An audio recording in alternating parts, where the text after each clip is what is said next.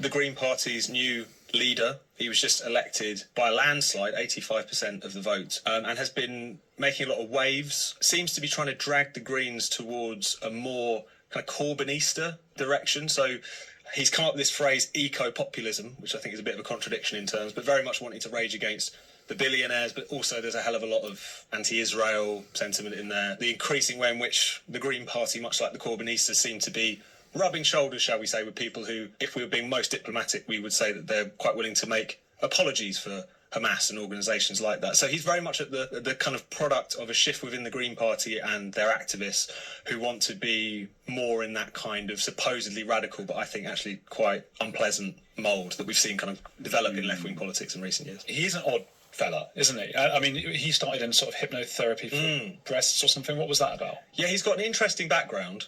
So the first time he kind of comes to public consciousness is that he did an interview with a journalist at The Sun in 2013. It was a kind of silly feature splash piece because he was working as a hypnotherapist, and his stock in trade was that he believed and he was convinced that he could help women enlarge the size of their breast purely by the power of suggestion and hypnosis. So there's a great piece you can read, it's still online at The Sun, where this journalist goes and tries it out. But he's also just got quite a politically checkered history, or at least very different. He first kind of comes on the scene as a Lib Dem councillor. A few years later, he's suddenly running around with Extinction Rebellion, even though he's quite pro-Corbyn at the moment, quite keen to work with Corbyn and Sultana and their Your Party thing. He's previously on record criticising Corbyn under the handling of anti-Semitism in the Labour Party. So he's been a bit all over the map politically, even if it isn't sort of left of centre.